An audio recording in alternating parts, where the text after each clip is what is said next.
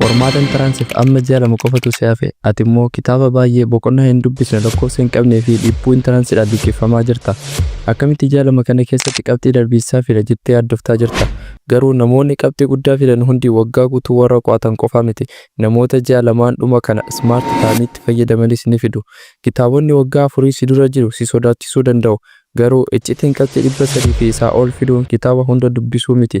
Har'a viidiyoo kanaan istiraatiijii saayinsawaa ta'e kan ittiin ji'a lama kana keessatti wanta barbaachisaa qofa qo'attee qormaata intiransii qabxii walitti galmeessitu isiniif hima. Kun onnee si jabeessuuf osoo hin taane teeknikii qabatamaa ati booruu jalqabduudha. Kallattumaan gara viidiyootti haqeenu. Kutaa tokkoffaa seera 80 irra 20 amma kallattiin gara hojiitti haa gallu.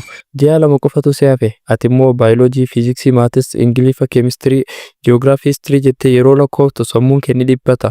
Dongori barattoota 90% hojjetan maal beektaa? Kitaaba yuunitii tokko irraa jalqabanii hamma dhumaa dubbisuuf yaaluudha. Guyyaa 60 keessatti kitaabota waggaa 4 fixuun ni danda'ama. Garuu sammuu kee waan hunda qabachuu hin danda'u. Asirratti saayinsii Paareetoo Pirinsipal seera 80 irra 20 jedhamu sitti hima. Saayinsiin kun maal jedhaa? Bu'aan ati argattu 80% kan dhufu hojii ati 20% hojjettu irraayi. Qormaata intiransii irratti qabxiin kee 80% kan dhufu mata dureewwan muraasa garuu murteessoo ta'an irraayi. Hojii keessatti jalqabaa halkan tokko qofa ofii kee kenni. Qorumsa waggoota 5 darban fuula kee dura kaa'i. Baayoloojii yookaan barnoota biraa tokko fudhadhu. Achi yuunitii kamtu baay'inaan dhufa? Jeenetiksii irraa gaafii meeqatu dhufa? Ivooluushinii irraa hoo? Herreega irratti maatriksii irraa meeqatu dhufa jedhii ilaali. Yeroo kana xiyyeeffannoo qormaataa mataa keetiin himatta. Asirraa ka'uunis mata duree kamirraa gaafii hedduun akka dhufu adda baasuu dandeessa. Kuni smart studyidha. Kitaaba hunda dubbisanii dagachuurra wanta murteessaa qo'atanii qabxii walakkaa ol fiduutu caala. Ati laabraarii ta'uuf miti kan qo'attu qormaata darbuufi. Kutaa lammaffaa sammuu infoormeeshinii itti qabatu. Yeroo qabdan hunda keessanitti fayyadamtanii dubbistanii garuu waan dubbistan sana dagachuu dandeessu. Barattoota koo dubbisuu fi qo'achuun garaagarummaa guddaa qaba. Sammuun keenya akka qoriitti yoo jalaan uraa qabaate bishaan itti naqxu hundi jalaan dhangala'a. Akka barataa intiransii tokkotti kutaalee lamaan kanneen jireenya kee godhachuun sirraa eegama. Tokkoffaa active recall yookaan of gaafachuu. Fuula tokko yookaan konseptii tokko erga dubbistee booda kallattiin kitaaba cufi achiin akkas jedhee of gaafadhu. Mata duree kana irraa waan ani yaadachuu danda'u maali? Yoo yaadachuu dadhabde sammuun kee leezii ta'eera jechuudha. Deebii sammuu kee adabi irra deebisi dubbisi dubbisuu manna of gaafachuun harka 10 sammuu kee akka waan sana hin irraanfanne godha. Lammaffaa spaced repetition. Malli kun forgetting curve yookaan sarara irraanfannaa diiga. Waan har'a qo'atte boru ganama daqiiqaa 5f qofaaf review godhi. Sana booda guyyaa 3 booda irra deebi. Sammuun kee wanti kun baay'ee murteessaadha. Nan irraanfadha jedhee long term yookaan bakka yaadannoo yeroo dheeraa keessa kaa'a. Fakkeenyaaf herreega qo'achaa jirta haa jennu. Formula derivation har'a baratte boru ganama harka kee dhiqachaa formula sana sammuu keetitti dubbadhu. Guyyaa 3 booda yeroo qo'annaa biraa jalqabdu dura gaafii herreegaa tokko hojjedhu. Kuni informationii sana sammuu kee keessatti akka seef godhu si gargaara. Kutaa sadaffaa the power of past papers. Amma wanta barattoonni baay'een itti dogongoran tokko isinitti nan hima. Ati yuunitii hundumaa qo'attee formulaa hunduma sammuutti qabattee garuu qorumsa waggaa darbe yoo hin hojjenne ta'e harka kee qullaa waraana dhaqaa jirta jechuudha. Sababni isaas qorumsi intiransii paatarnii yookaan mala mataa isaa qaba. Adeemsota qorumsa waggaa darbe yoo hojjettu hordofuu qabdu. Ji'a lamaan kana keessatti torbanitti guyyaa tokko egzaamii godhadhu. Sa'aatii 2 walakkaa irratti akkuma qorumsa intiransii dhugaa sanatti teessoo kee sirreessi. Bilbila kee silent godhii fageessi. Achiin booda qorumsa waggaa tokko fudhadhu. Sa'aatii qabadhu hojjedhu. Maaliif kana gochuu si barbaachise? Barattoonni tokko beekumsa osoo hin taane yerootu isaan kuffisa. Gaaffii 100 sa'aatii 2 keessatti xumuruun iskiilii mataa isaa gaafata. Sodaa kee balleessuuf yeroo baay'ee qorumsa practice kan gootu taanan guyyaa qorumsa dhugaa sana dhiibbuun kee ni hir'ata. Lammaffaa reverse engineering. Kuni iccitii barattoota qaxaleeti. Qorumsa waggaa darbe hojjettee yoo xumurtu gaafii dogongora qofa adda baase.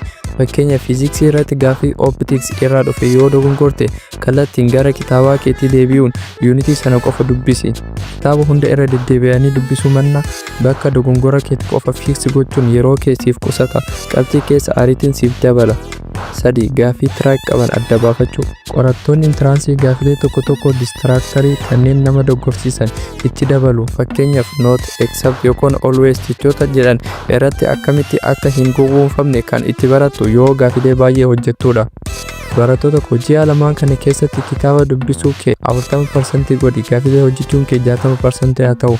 Gaafiin daawwitii keeti ati maal akka dandeessuu fi maal akka hir'attu kan sitti agarsiisan isaan qofadha. Kutaaffafa nyaata sammuu, hirriibaa fi xiyyeeffannoo. Amma gara dhimma jireenya kee isa qo'annaa kee waliin wal qabatutti haa dabarru. Sammuun kee maashinii miti maashadha. Yoo itti dhiphistu ni dadhaba. Qofa hirriba. Baay'een keessan halkan guutuu nan qo'adha jettanii of dhiphistu. Kun of ajjeesu qo'annaati. Saayinsii maal akka jedhu beektu? Sammuun keenya waan ati guyyaa dubbiste short term memory irraa gara long term memorytti itti kan jijjiiru yeroo ati deep sleep hirriba gadi fageenya keessa jirtudha. Yoo hin rafin waan dubbiste hunda ni raaffatta. Yoo xiqqaate sa'aatii 5 hamma 6 rafi. Lama bilbila kee gadi kaa'i. Ji'a lamaa kanaaf TikTok, Instagram fi Facebook uninstall godhi. Maaliif beektaa? TikTok irratti scroll gochuun sammuu kee dopaaminii akka maddisiisu godha. Sana booda gara kitaaba keetti yoo deebitu sammuun kee ni hibata. Fookasii kee ni dhabda. Xiyyeeffannoon kee kallattiin qabxii kee waliin wal qabata. Bilbilli kee qabxii kee si jala haatuuf jira. Of eeggadhu. 3. Water in the brain food. Bishaan baay'ee dhugi. Sammuun kee bishaan yoo dhabe ni nuufa. Qo'annaa gidduutti pirootiinii fi faayibar kan qaban akka muduraa fi fuduraa sooradhu. Sukkaara baay'ee irraa of qusadhu. Yeroo gabaabaa enerjii siif kennu booda garuu sammuu kee kiraash godhee si dadhabsiisa. Kutaa 5ffaa. Amma iccitii guddaa tokko sinitti nan hima. Barattoonni baay'ee sa'aatii 10 teessoo irratti dabarsu garuu waan sammuu isaan keessatti gale yoo madaaltan kan sa'aatii 2 hin guunnedha. Sababni isaas passive learning waan hojjetaniif. Ati garuu ji'a lamaan kana active learner ta'uu qabda. Kanaaf meeshaalee lamaan kana fayyadami. Tokkoffaa mala Feeman. Malli kun maqaa Piroofeesara Fiiziksii beekamaa Riichaard Feeman irraa dhufe. Inni maal jedha? Waan tokko sirriitti hubachuu kee kan beektu yoo nama waan sana hin beekne tokkoof salphaatti ibsuu dandeettedha. Akkamitti hojjeta? Mata duree tokko fakkeenyaaf footosinteesii yookaan niwuuroons loo dubbisi. Sana booda kitaaba cufi. Akka waan hiriyyaa kee waan sana hin beekne tokko barsiisutti sagalee kee ol kaasitii ibsiif. Achiin yeroo ibsitu bakka si rakkisu sana irra deebiitoo dubbisi. Barsiisuun mala miimoorii kee keessatti wanta tokko permanent storage itti gochuu dandeessu isa jalqabaati. Lammaffaa seera Pomodoro. Sa'aatii kee daqiiqaa 25 sirreessi. Daqiiqaa 25 keessatti bilbila hin jiru, nyaanni hin jiru, distraction hin jiru. Qulqullinaan qo'adhu. Daqiiqaa 25 erga xumurtee booda daqiiqaa 5 kallattiin boqadhu. Ol ka'ee diriiri, bishaan dhugi yookaan qilleensa fudhadhu. Deebii saayikilii 4 erga hojjette booda boqonnaa dheeraa daqiiqaa 20 fudhadhu. Malli kun sammuun kee akka hin nuffinee fi fookasii kee akka hin banne godha. Ji'a lamaan kana qulqullina malee baay'ina sa'aatii qofa hin lakkaa'in. Erga barattoota koo ji'a 2 jechuun guyyaa 60dha. Guyyaa 60 immoo jireenya kee kallattii jijjiiruuf gahaadha. Haara dhiphachuu dhiisi. Tarkaanfii jalqabaa fudhadhu. Namni qabxii 300 fi isaa ol fidu nama addaa miti, nama smart ta'ee yeroo itti fayyadamudha. Viidiyoo kana erga xumurtee booda kallattiin saabjektii tokko filadhu. Active recall yookaan Pomodoro technique fayyadami. 25 qofaaf jalqabi. Dadhabbii jalqabaa sana cabsi. Kufaatiin kee kan murteeffamu qorumsa irratti osoo hin taane har'a booruman jalqaba yoo kan jettu ta'edha. Viidiyoon kun barattoota dhibbachaa jiran hundaaf akka ga'u share godhaa. Isin keessaa eenyutu chaalenjii kana fudhatee guyyaa 60 qabxii 300 ol galmeessuuf qophiidha? I am start today jedhi koomentii irratti naaf barreessi. Dabalataanis rakkoolee barattootaa kan ta'e kanneen akka suusii bilbilaa, fedhii qo'annaa dhabuu fi waan dubbiste dagachuun kan rakkattan yoo ta'e viidiyoo iskiriinii kan irratti jiru tuquun furmaata isaa argachuu dandeessu. Nagaa tura.